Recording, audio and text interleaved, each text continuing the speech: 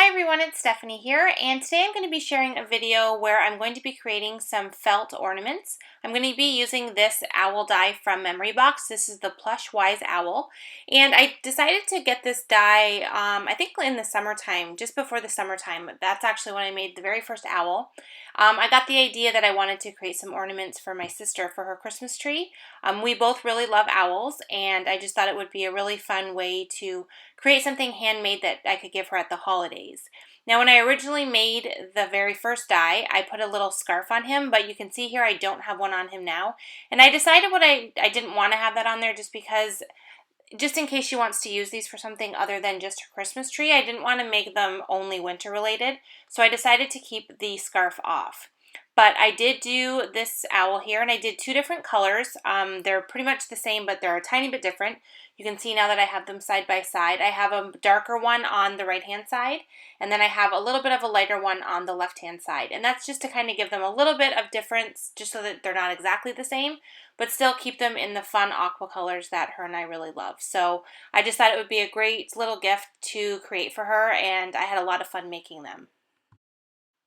So I just kind of wanted to go through the process of how I made these. I'm sure there's different ways that you can sew these together. I just kind of did my own thing. I did it how I wanted to. And I just wanted to share with you what I did do in case you want to create these and you just kind of want some ideas.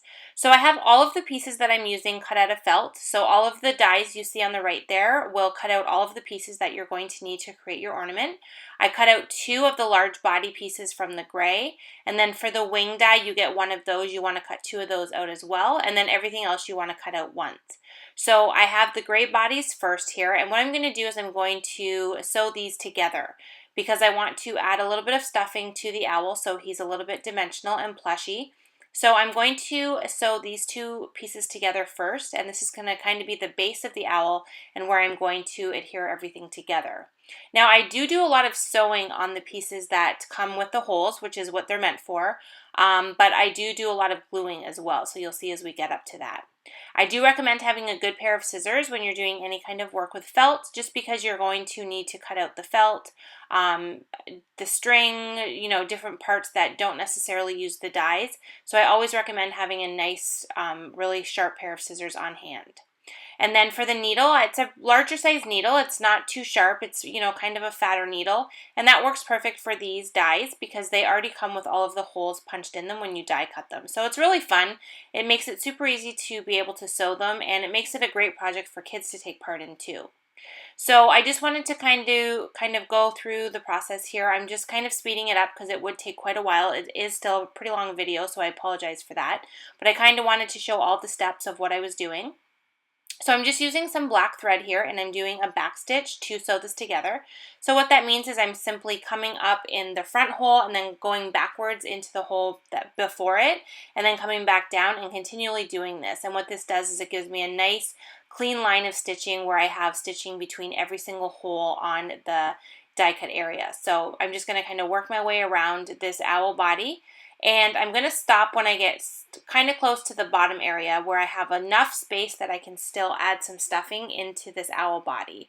You don't want to leave too much area not sewn just because you don't want all the stuffing to fall out. You want to be able to tuck it nicely in there, and just leaving a little bit of a space is going to allow you to do that. So I'm just going to kind of make my way around here. And I mean, this is sped up, but you can kind of see with the holes already there. It makes it relatively quick and easy to kind of fly around this and just keep stitching. And they don't really take that long to make. And I kind of just do them in front of the TV or whatever. I do a little bit at a time. And then I just enjoy the process of doing it. So I really didn't find that it seemed to take that long. So now you can see there, like I mentioned earlier, I left a bit of a space, and now I have my stuffing here. And the biggest thing I recommend with the stuffing is to take very small pieces and kind of pull them apart to really loosen them up and make sure there's no clumpy parts in them. And then just kind of put each little piece in one at a time and kind of move your thumbs and your fingers around to kind of smush it together and make sure that you're getting the stuffing inside of there really nice and even, so you don't have any big clumpy parts or any areas of the owl that have more stuffing than others. Doing it this way just helps to make sure that everything is kind of evened out and you have a nice uniform body when you're finished. So now I have all of the stuffing in there. I'm good to go. I'm going to just go ahead and take my needle and finish sewing this. So I like to just kind of use my thumb and my finger to kind of pinch the owl together where it's not sewn yet. And this kind of helps to hold the stuffing in place so that it's not getting in the way of me sewing the owl. And then I just make my way around and continue to sew until I have him completely sewn. Now when I get to the bottom area where I started off, I'm going to pull the thread from the beginning part. I left a little bit of a tail. I'm going to pull that up so that I know that I can use that to tie with this second piece I have here. And then when I do my very last stitch, instead of coming up on the outside of the owl, I'm actually going to let the needle come up right through the two center pieces of the felt. And what this is going to do is put both of those strings in the center between the felt pieces, and then I can very easily tie this off, and that's going to secure it and make sure everything stays together. So I like to just do 2 or 3 knots, pull it really tight without buckling the owl. You just want to make sure you're not pulling so tight that you're making the felt kind of bunch up. And then once I have it tied off and I know it's nice and secure, I just take my scissors and trim that off. And I just trim until I have all of the little excess pieces gone, and then I have a nice smooth edge at the bottom of my owl. So now you can see I have this great little stuffed piece. It's ready to go. And now I can build the rest of the owl directly on top of this piece.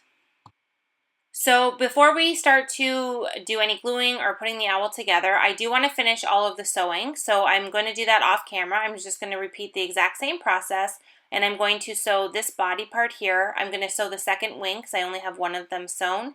And I'm also going to sew around the eyes, which is the double circle white piece there to the far left on the screen. Now for this piece here, I just wanted to mention quickly before I moved on that when I was sewing this piece here, there's sew holes all the way down the two sides, but you're not going to see those when I put this owl together, so I don't worry about sewing all the way down. I could actually probably just cut those tails right off because they get hidden in my finished owl, but I just leave them and then I just don't worry about taking the time to sew them since you're not going to see them anyway. So I just kind of bypass that, I jump over to the side, and then I work my way around this entire piece until I get back to the center area where I began. And then once I have this piece all sewn, then I can start to pull everything together and start to assemble the owl. So like I mentioned before, once I get all the sewing done, I do a lot of gluing to put these together. I really like Aleene's tacky glue. It's one of my favorites to use when I'm working with felt. I don't like the bottle necessarily though that it comes in, or at least this bottle, because it's really large and I find it kind of cumbersome to work with. So I have this little plastic bottle that I got from MFT, and I just fill that with the tacky glue, and then I use this to add the glue to the felt. Now I love the bottle for this because I like to kind of dab the glue onto the felt piece, and since this glue is on the more thick side, which is great because you don't want it kind of going all over the place, having the bottle kind of with that tip on the top, it lets me kind of pounce it around and get it all over the felt piece. So what I do is I kind of just work my way through all the pieces here. So the first part of the owl that we're going to create is all of the feathers on the bottom. So I'm just starting with the gray one first, that very small piece you saw it here first. And then I use the white piece that I have die cut, and then I'm going to follow up with the gray piece and then the last white piece. So when I do these, I just like to add the glue directly to the piece, and then I just kind of position it on the one side, and then I like to flip the owl upside down. I find that it's easier to line up and really visualize where these ruffles are going, so that I make sure it's all lined up and that both sides are fully covering the owl and they meet where they're supposed to on each edge. And then for this top one, you just want to make sure that it lines up with the little groove in the owl, so where the body becomes the head, that's kind of where you want to end up with your very last piece. So now that I have the bottom all complete, I can go ahead and work on the top. So that large turquoise piece is what's going to be the front of his face, but before we put that on, there are a few pieces we need to add that we need to hide underneath of it. So the first thing I like to do is add my glue for my string, and this is just going to allow you to hang the ornament from the tree. I like to put a glob of glue right in the center and then at the top to hold on to that string. And then I put 2 little pieces of glue at the top for the 2 ears, and I add those on as well. And then for this piece here, I'm just going to add the glue to the entire background. I like to concentrate the glue on the thread just because that's like the higher point on the felt piece, and I know that if I have the thread covered that it's going to adhere nicely, and it's going to kind of push that glue to the outside edges and really help it to adhere. And then I just very carefully lay it on top, and then I just use my fingers and really press around all the edges to make sure that it's fully adhered and that everything is lined up. Because it is liquid glue and it's kind of wet, you have a few minutes to kind of move things around if they kind of don't line up and you don't have them perfectly placed. And then I'm just going to carry on. I added the eyes onto the front, and then I added the smaller die cut pieces for the center of the eyes. And then I'm going to add the 2 wings onto each side. So like I said before, we are covering up those little side pieces so you don't end up seeing them, which is why I didn't worry too much about sewing them. And then the very last thing we're going to add is the little beak, and I just like to put a little drop of glue in the center and then position that on there and then press down, and then we have a completed owl. So once I have all the pieces, I like to really kind of take a few minutes and go around and press it together and make sure the glue's holding everywhere. And then I like to just let it sit and let it completely dry before I do anything else. So this owl has sat for a little bit before I moved on to finish the eyes. And to do the eyes, I like to use sequins. I just think that they add a really fun look to the overall design. And I like to layer them, and it gives the eye a lot of dimension. So the first sequin here is just a clear one, and these are really big, huge sequins. I don't even know where I got them, to be honest with you, but they're a really big size sequin that I thought I would never use, but they work perfectly for the owl's eyes. And then once I had the big clear one, I just followed up with a turquoise one in the center. This is a medium size. I think 6mm is the size of the turquoise one. And then to follow that up, I'm just taking a 4mm clear sequin, which are these little itty tiny ones, and they fit perfectly into the center of the turquoise one. So when I get into these, I like to use my matte multi-medium just because I have a little bit more control over how much glue I'm applying. And then I use my tweezers to place the sequins in there and then make sure they're positioned in the center.